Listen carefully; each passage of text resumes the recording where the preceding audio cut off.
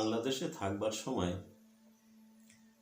ঠাকুর সত্যানন্দ পরমহংসদেবকে, তার সাধন জীবনের কথা বলছি, সত্যানন্দ পরমহংসদেবকে একসময় তীর্থ ভ্রমণ করতে হয়েছিল। একটা গুরুত্বপূর্ণ লীলা ঠাকুরের জীবনের। ঠাকুর তো আশ্রমে রয়েছেন, কিন্তু দেখা যায় কি, আশ্রমে যখন কোনো ভক্ত উন্নত হয়ে যায়, অন্যান্য ভক্তদের দৃষ্টি কিছুটা এদিক ওদিক হয়ে যায় তার উপরে।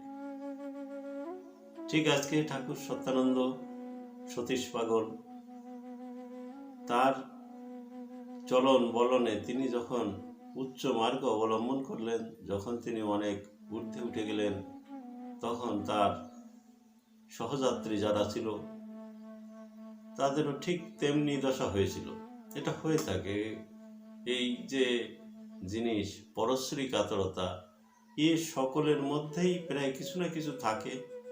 তবে কেউ তা গুরুর পায়ে সমর্পণ করে দেন, কেউ নিজের কাছেই রেখে দেন। এ সকল সম্প্রদায়ে, সকল মহামানবদের সম্প্রদায়ে এগুলো দেখা যায়।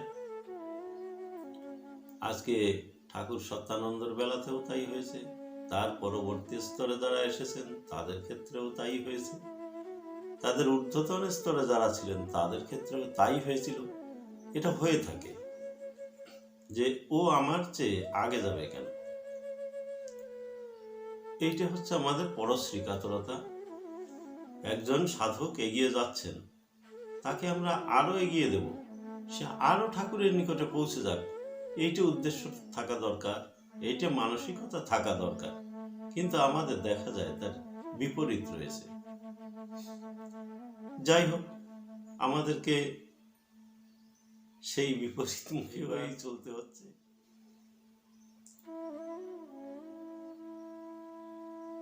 ঠাকুর সুখদেব ব্রহ্মচারী আলোচনা রত রয়েছেন, আলোচনা করছেন। এমন সময় দুজন মুসলমান একটা মুরগি নিয়ে সেখানে এসে ওই একটু পাশে দাঁড়িয়ে কানাঘুষি করছে, আর একটু সামনে যাবে কি যাবে না, ঠাকুরকে প্রণাম করবে কি করবে না, এই ধরনের ইতস্তত বোধ করছে। ঠাকুরের নজর তাদের উপর পড়েছে। ঠাকুর বললেন, এই কারারে ওখানে, এদিকে আয়। এইবার তার উপায় নেই। এইবার ভক্তরা সেই মুরগিটা হাতে করে নিয়ে ঠাকুরের কাছে এসে হাজির, প্রণাম করে বলছে, বাবা কিরে, তোরা মুরগি আনছস কেন? বলে, বাবা আমরা খুব বিপদে পড়েছিলাম, তারপরে জাতিতে মুসলমান তো, তাই মানত করেছিলাম যে বাবা সুখ, তোমার কৃপায় যদি আমরা এই বিপদ থেকে উঠতে পারি, কাটিয়ে উঠতে পারি, তাহলে তোমার একটা মুরগি দেব। তো বাবা এখানে কি করব, আমি এনেছি। আনছস? হ্যাঁ বাবা। তা আনছস, ভালো হয়েছে তো, এইখানে কাটা হবে, এইখানে রান্না হবে। আনছস, মানসিক করছস, মানত করছস, এখন আমি না খাইলে হবে? ভক্তরা তো অবাক, যারা সামনে বসে আছেন শ্রোতা মণ্ডলী তারাও অবাক। ঠাকুর মুরগি সেবা করবেন? এইবার ঠাকুরের কাজ তো ঠাকুর করেন। তোমার কর্ম তুমি করো মা, লোকে বলে করি আমি, সকলই তোমার ইচ্ছা, ইচ্ছাময়ী তারা তুমি। ঠাকুর এই একটা পথ করে দিলেন সত্যানন্দের জীবনে। তিনি ভেবেছিলেন যে সতীশকে কি করে একটু দূরে পাঠানো যায়, কি করে তীর্থ দর্শন করানো যায়, সেই সুযোগটা মনে মনে খুঁজতেছিলেন, কিন্তু সুযোগটা হয়ে ওঠেনি, আজ হয়ে গেল। এবার তিনি ওইখানে ব্যক্ত করলেন, মশাইরা এই যে মুরগি আইছে দেখছো, এই মুরগি মানত করছে যে বাবা সুখ, বিপদ থেকে যদি উদ্ধার পাই তাইলে তোমারে মুরগি দেব।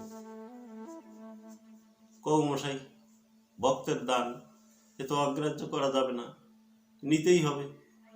তা ঠিক আছে, এইবার তোমরা হাত উঁচু করো দেখি মশাই, কেটা কেটা এই মুরগি খাবা, হাত উঁচু করো। কেউ সাহস করছে না, একে অপরের মুখ চাওয়াচাই করছে, সাহস হচ্ছে না। তখন ঠাকুর সত্যানন্দ পরমহংসদেব তিনি হাত উঁচু করলেন, মনের সাহস নিয়ে গুরুর প্রতি তীক্ষ্ণ ভক্তি রেখে তিনি হাত উঁচু করে দিলেন। দেখছো মশাই, দেখছো দেখছো, সাধক হইতে যাইয়ে গোসাইয়ের আশ্রমে থাইয়ে তাই দেখো মাংস খাওয়ার লোক ছাড়তে পারে নাই, দেখছো? হ্যাঁ, এটা রাহা যায়? আশ্রম রাহা যায়? সবাই তো অবাক যে কি লীলা, ঠাকুরের এই কি লীলা হচ্ছে, কেউ তো বুঝতে পারে না।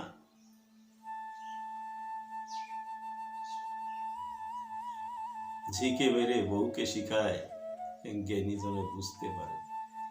তাই এই যে ঠাকুর ঝিকে মেরে বউকে শিখাচ্ছেন, ঠাকুর সুখদেব ব্রহ্মচারী বললেন, নিয়ে যা রান্নাঘরে, এটা রান্না কর, এ শালারে খাওয়াবো, জন্মের মতো খাওয়াবো, যা রান্না কর। সঙ্গে সঙ্গে সেইটি নিয়ে রান্না করা হলো। রান্না করা হয়ে গেলে ঠাকুর বলছেন সবাইকে, দেখো মশাইটা, সবাই বাড়ি যাও, বাড়ির থেকে গোছায় গাছায় আসো, আজকে এর বিচার যদি তোমরা না করো, তোমরা সবাই জ্ঞানীগুণী মানুষ, সবাই বসে আছো এখানে, এর বিচার যদি তোমরা না করো তাই কিন্তু ভালো হবে না, কেউ ফাঁক কাটাবা না, সবাইকে আসতে হবে। এইবার সভা ভঙ্গ হয়ে গেল, সকলেই চলে গেলেন এদিক সেদিকে। সবার মাথার মধ্যে একটা চিন্তা এসেছে, আজকে যদি ভাইদাকে আশ্রম থেকে তাড়িয়ে দেন ঠাকুর, তাহলে আমরা কি করব? যে যাকে ভালোবাসে সে তার কাছে যেতে চায়। তখন সবাই বাড়িতে গেলেন এবং সন্ধ্যাবেলা হাত পা ধুয়ে সবাই চলে এলেন। এসে ঠাকুরের সামনে বসেছেন, ওদিকে রান্না হয়ে গেছে, রান্না আগেই হয়ে গিয়েছিল।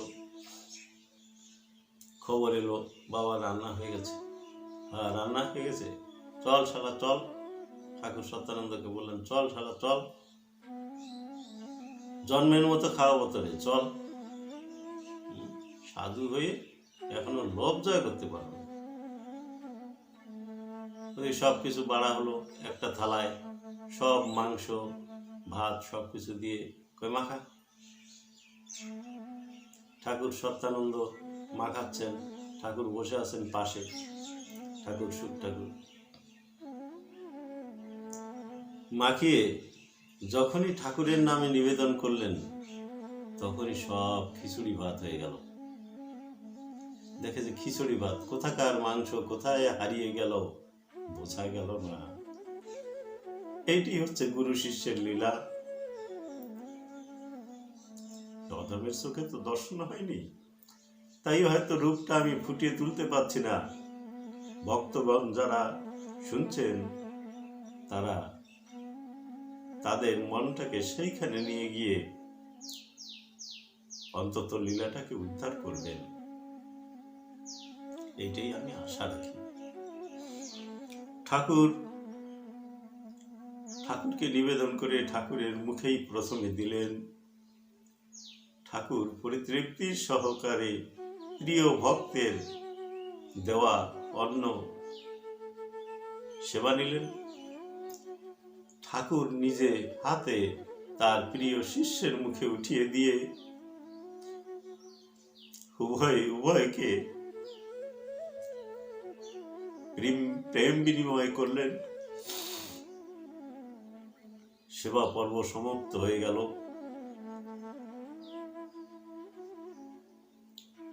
ঠাকুর সত্যানন্দকে এর মধ্যেই সব বোঝাতে লাগলেন সাধন জীবন কত কঠিন। তীর্থ ভ্রমণ করতে হবে।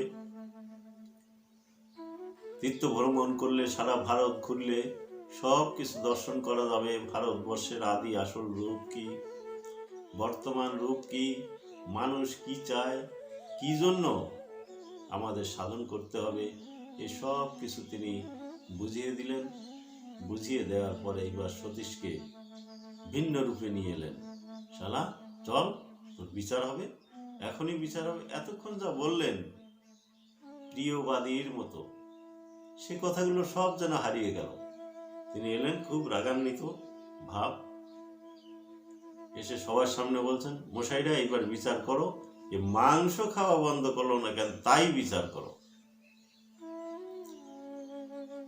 লোকে কি বিচার করবেন? বিচার তো বসে আছেন বিচারক, তিনি তো বিচার করবেন। বিচার পাবলিকে কি করবে? তারা খালি শুনছেন। ঠাকুর বললেন, যে ভক্তরা একটু এনার প্রতি বিরূপ ছিলেন তাদেরকে বললেন, এই একটা ধুতি নিয়ে আয়, এ শালার কাছে দে। একটা পড়তে দিলেন, আর একটা ঘাড়ে দিয়ে দিলেন। এবার বললেন, যা শালা, আশ্রমের তো বাইর করে দিলাম তোরে, যা, সেখানে বাড়ি সেইখানে যা। ঠাকুর ধীর পায়ে চলে গেলেন। কোনো কথা নেই, গুরুদেব যেতে বলেছেন নিরুদ্দেশের পথে, এখন তিনি নিরুদ্দেশের পথে হেঁটে বেরিয়েছেন। ঠাকুর বলেছিলেন যে, মশাই তুমি যেখানে যাবে তোমার সঙ্গে আমি সবসময় থাকবো। তুমি যদি বিপদে পড়ো, তুমি যদি সুখেও থাকো, তুমি যদি আমাকে ডাকো, আমি তোমার সামনেই সবসময় হাজির, তুমি আমাকে জানতে পারবে। ঠাকুরের ভরসা পেয়ে ঠাকুরেরই প্রিয় শিষ্য ঠাকুর সত্যানন্দ তিনি চললেন নিরুদ্দেশের পথে। কোনো উদ্দেশ্য নেই, কোথায় যাবেন নির্দিষ্ট কিছু নেই। চলতে চলতে তিনি হিমালয়ে গেলেন। ভারতবর্ষের দুপাশের রূপ দর্শন করতে করতে তিনি হিমালয়ে পৌঁছলেন। হিমালয়ে গিয়ে প্রকৃতির যে লীলা নিকেতন, হিমালয় হচ্ছে সৌন্দর্যের প্রতীক, তাই সেই সৌন্দর্য দেখে তিনি ভাবলেন, হে প্রভু সুন্দর, হে বিশ্ব নিয়ন্তা, বিশ্ব সৃষ্টিকর্তা, তোমার সৃষ্টি এত সুন্দর, তোমার সৃষ্টি এত সমুজ্জ্বল, হে প্রভু, হে পুরুষোত্তম, তোমার এই সুন্দর ভুবন দর্শন করে আর এই জীবন কেন, এইখানেই রেখে দিই, এইখানে আমার জীবনের রীতিরেখা টেনে দিই, এই ভেবে বড় একটা পাথরের উপর থেকে নিচে দেখা যায় না, ঠিক সেই জায়গায় লাফ দিলেন যে আমার জীবনকে এইখানে সমাপ্ত করে দেব। তিনি ঝাঁপিয়ে পড়লেন। ঝাঁপিয়ে পড়লে তিনি যেন খালি ঝাঁপিয়ে পড়েছেন এইটুক জানেন, কারো কোলে রয়েছেন এইটুক জানেন, কিন্তু আর কিছু জানেন না, অজ্ঞান হয়ে গেলেন। এইবার তিনি কি করলেন, অজ্ঞানতা কেটে গেলে দেখলেন যে চারিদিকে কেমন যেন একটা ধূপের গন্ধ হচ্ছে, কত সুন্দর একটা মধুময় গন্ধ হচ্ছে। আর ভাবলেন, আমি তো কারো কোলে ছিলাম, তার সেই মানুষটা কই যে আমাকে কোলে রাখলো। চারিদিকে খুঁজতে লাগলেন, খুঁজতে খুঁজতে সুখ ঠাকুরের সেই খড়ম জোড়া পেলেন। বললেন, বাবার খড়ম এখানে এসেছে, তাহলে তো বাবা এখানেই রয়েছেন। তিনি একেবারে অভিভূত হয়ে গেলেন যে বাবা তো এখানেই রয়েছেন, তাহলে আমি বাবার কোলে মনে হয় পড়েছিলাম। চারিদিকে খুঁজে যখন পেলেন না, খড়ম দুখানা মাথার পরে রাখলেন, রেখে সেইখান থেকে আবার চলা শুরু করলেন। চলতে চলতে তিনি হিমালয় থেকে নিচে চলে এলেন, এসে হরিদ্বারে ভোলানন্দ গিরির আশ্রমে চলে এলেন। সেইখানে কিছুদিন থাকলেন। 21 দিন পর তার সিদ্ধিলাভ হয়। সেইখানে তিনি তার ইষ্টের দর্শন পান। সেখানে সিদ্ধি লাভ করে তিনি সেখান থেকে নিচের দিকে নেমে আসতে লাগলেন। আস্তে আস্তে কত জায়গা তিনি ভ্রমণ করলেন। ভ্রমণ করে অবশেষে গোপালগঞ্জে এসে পৌঁছালেন। গোপালগঞ্জে পৌঁছে তিনি ভক্ত মহলে চলাফেরা করছেন, ঠাকুরের ভক্তদের মাঝখানে, গুরু ভাইদের মাঝে বিচরণ করছেন। এদিকে সুখ ঠাকুরের আশ্রমে সুখ ঠাকুরের খড়ম নেই। তিনি সব ভক্তদের ডেকে বলছেন, দেখ আমার খড়ম কোথায় গেছে, আমার চলতে কষ্ট হয় খালি পায়, তোরা তো বুঝিস সব আশ্রমে থাকিস, আমার খড়ম কোথায় গেছে খুঁজে নিয়ে আয়। কেউ তো খড়ম খুঁজতে বাকি রাখেনি, কিন্তু পায়নি কোথাও। পাবে কি করে? পদযুগল তো জমা আছে প্রিয় ভক্তের কাছে, সতীশের কাছে, এ খড়ম আর পাবে কে? এইভাবে 5-6 দিন কেটে গেল। এইবার ঠাকুর একদিন খুব রাগান্বিত হয়ে গেলেন। তিনি বললেন, শালারা, আজকে যদি দিনের মধ্যে আমার খড়ম না আনিস, এক শালারেও আশ্রমে রাখবো না, সব নামায়। খালি আশ্রমে বসে খাওয়া আর খাওয়া, আর কোনো কাজ নেই। আমার খড়ম যুগল কোন জায়গায় গেল সেইটাও একটা লক্ষ্য রাখতে পারলো না। ঠাকুরের রাগান্বিত মূর্তি দেখে বলে, গোপালগঞ্জে যেয়ে দেখতে পারো না? এইখানে পাও না, অন্তত গোপালগঞ্জেও তো দেখতে পারো। ঠাকুর ইঙ্গিত দিয়ে দিলেন। এইবার গোপালগঞ্জে কয়েকজন ভক্ত, প্রিয় ভক্ত গেলেন, যে দেখে যে আপদ বিদায় দিয়ে দিয়েছিল ঠাকুর, সেই আপদই সেইখানে হাজির। বলে, কি ব্যাপার, তুমি কোথা থেকে আসলা? বলে, এই তো সারা হিমালয়টায় ঘুরে আবার চলে এলাম এইখানে। তোমার এই ঠাকুর খেদায় দিয়েছে না? হ্যাঁ, তাড়িয়ে দিয়েছে। ঠাকুরের ইচ্ছা, ঠাকুরের আশ্রম, ঠাকুর যা করবেন, তাড়িয়ে দিয়েছেন, চলে গেছি। আবার যদি ডাকেন চলে যাব কাছে, আমার তো কিছু নেই, সমর্পিত হলে যা হয়। ঠাকুর তখন ধীরে ধীরে একটু এরা কাছে এলেন, একটু কথাবার্তা বলতে বলতে ঘনিষ্ঠ হতে চাইলেন। বলে, দেখো ভাইদা, তুমি তো বাইরে আসো, ঠিকই আসো, আমরা আশ্রমে আসি, বাবা সেই খড়ম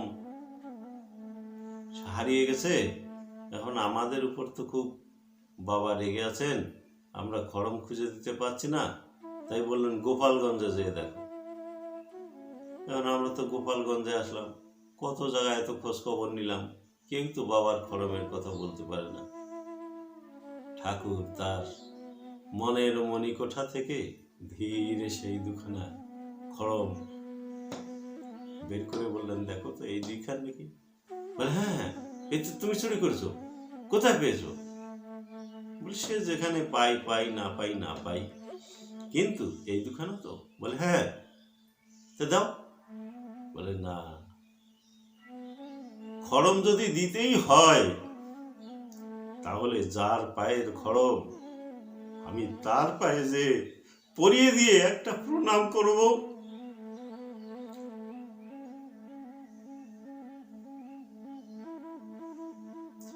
এই হলো প্রিয় ভক্ত, ভগবানের চাহিদা, ভগবানের মনের ইচ্ছা যে বোঝে সেই তো ভক্ত। ঠাকুর আর বিন্দুমাত্র অপেক্ষা করলেন না, তিনি রওনা দিলেন গুরুদেবের কাছে।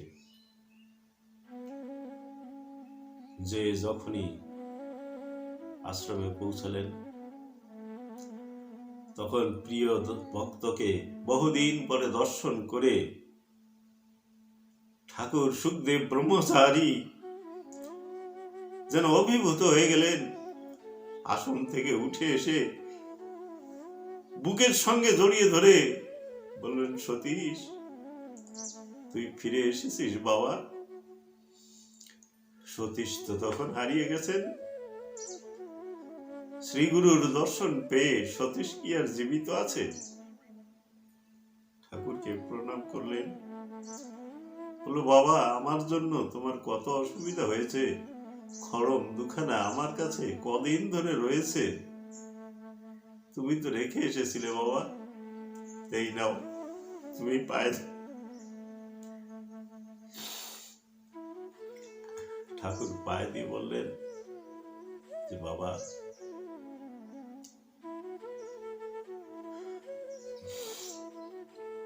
সারা ভারতের রূপরেখা দেখলি? বলে, হ্যাঁ বাবা, দেখেছি তোমার কৃপায়। তো এইবার তুই চিন্তা কর কিভাবে চলতে হবে। কদিন থাক,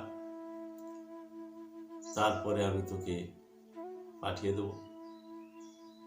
এই আপামর জনসাধারণকে কিভাবে চালালে ভালো হয়, কিভাবে কি করলে ভালো হয়, তুই দেখিস। তাই ঠাকুরের আশ্রমে কিছুদিন থাকার পর ঠাকুর তাকে কৃপা সিদ্ধ করে পাঠিয়ে দিলেন। স্বামী সত্যানন্দ পরমহংসদেব নাম তখনই হয়। তার আগে সতীশ পাগল নামেই অভিভূত ছিলেন। যাই হোক, ঠাকুরের বহু বড় একটা লীলা আলোচনা হলো। ঠাকুরের প্রিয় ভক্তদের কাছে কিভাবে পৌঁছাতে পেরেছি জানি না। আপনারা সবাই আমাকে একটু ভরসা দিবেন, যেন ঠাকুরের লীলা এই মুখ থেকে অহরহ বেরিয়ে সকলকে জানাতে পারে যে প্রিয় ঠাকুরের লীলা কাহিনী। এইটুকুই কামনা করি। জয় জয় বিশ্ব সুখ সত্তানন্দ শ্রীমৎ স্বামী নীলকান্ত মহাপ্রভু প্রেমানন্দে হরিধ্বনি বলবুন।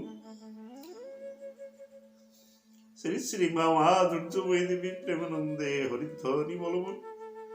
রাধা কৃষ্ণ প্রেমানন্দে হরিধ্বনি বলবুন। হরিবল। সর্বসাধু গুরু বৈষ্ণব প্রেমানন্দে হরিধ্বনি বলবুন। সকলেই ভালো থাকুন, সকলেই ভালো থাকুন। জয় বাবা।